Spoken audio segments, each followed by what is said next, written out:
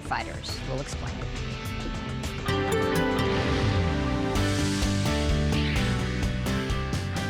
Clouds, the beaches, and the coastal areas. Long Beach still socked in, but elsewhere inland, just a touch, clear skies.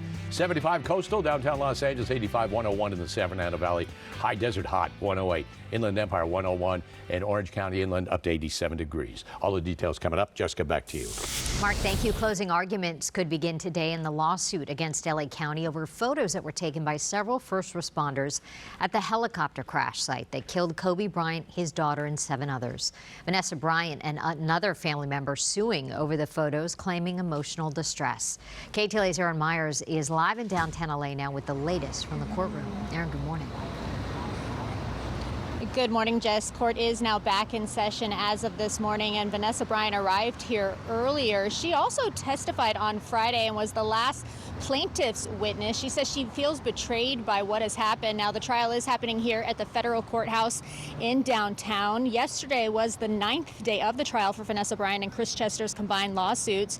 Chester lost his wife and daughter in the crash. They are alleging negligence and invasion of privacy for the taking and sharing of accident scene photos with other law enforcement personnel and some in the public, saying the photos were passed around on dozens of sheriff and fire department devices and shared at a bar and an awards gala. They are suing the county for unspecified millions of dollars because of the photos. Yesterday, sheriff and fire personnel were called to the stand.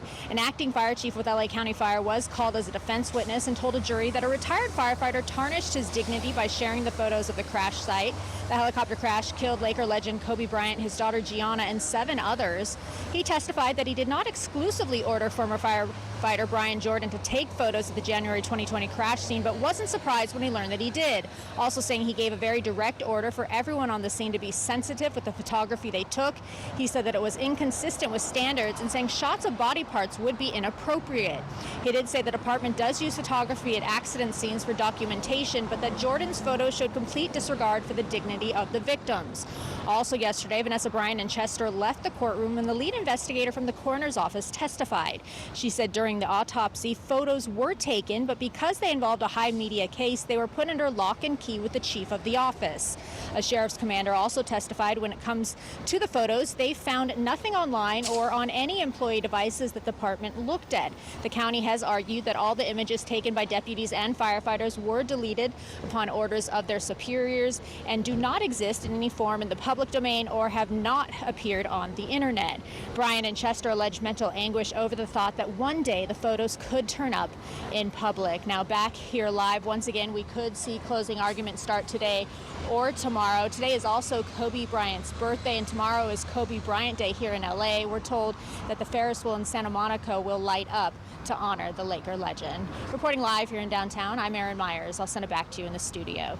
Okay, Aaron, thank you. A federal judge in downtown LA has declared a mistrial in the case against a Long Beach man accused of killing his ex-girlfriend and injuring 2 others by bombing an Aliso Viejo day spa back in 2018. Federal prosecutors say they plan to retry the case against 63-year-old Stephen Beal. They say the motive was a crime of passion. The spa owner had previously broken up with Beal. Prosecutors also say he had the technical knowledge to be able to make a bomb. His hobby was model rockets. Investigators later found 130 pounds of pyrotechnic chemicals at his home. The case is set to return to court on October 18th. Governor Gavin Newsom has vetoed a controversial bill that would have allowed cities to set up safe injection sites for opioid users.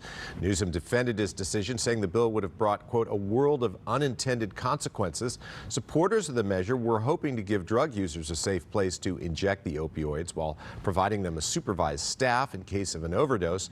But opponents of the bill claimed the law would allow and condone the use of the dangerous and illegal substances. The latest now on the monkeypox virus in Los Angeles County. Eligibility for the vaccine is now expanding. The Department of Public Health said yesterday it will be offered to gay or bisexual men and transgender people who have had skin-to-skin intimate contact at large venues or events in the last 2 weeks. Officials say supplies of the vaccine remain limited As of yesterday, there were 1,200 confirmed or probable cases of monkeypox in Los Angeles County. Meantime, an employee of the Burbank Unified School District has contracted the monkeypox virus. The district did not say where the employee works or what they do. The superintendent says all the necessary safety precautions have been implemented, and out of an abundance of caution, additional disinfectant measures have been taken.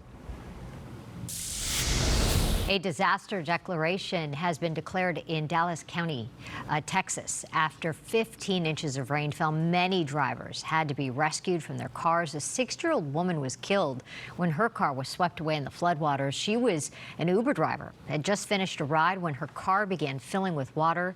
She was reportedly on the phone with her husband at the time. That same storm system moved into Louisiana, where places like New Orleans and Baton Rouge could see several inches of rain today. Firefighters have fully knocked down a brush fire in El Sereno. Investigators say the cause of the fire is suspicious. KTLA's Carlos Herrera is live in El Sereno with the latest on the investigation into the cause of that fire. Carlos, good morning. Yeah, good morning. And that investigation continues here on scene. And I'll tell you that the fire, they're still up on that hillside this morning. A few of them actually flying embers up on that hillside that will start other fires in this area. Take a look at the video here. Fire officials telling me this morning that the fire started around 4:45 a.m. as 3 separate spot fires. They were in a steep hill near the 2600 block of North Lombardi Boulevard near Eastern Avenue in El Sereno. Fire officials say it was terrain driven and consumed as many as 10 acres of light grass. Wind was not a factor, and fortunately, the blaze did not threaten any homes or structures. However, crews were concerned about how fast the flames were traveling uphill. Precise helicopter water drops with the help of ground operations were enough to put it out. Officials this morning confirming that this blaze is a reminder of how fast a fire can spark. The vegetation is very dry.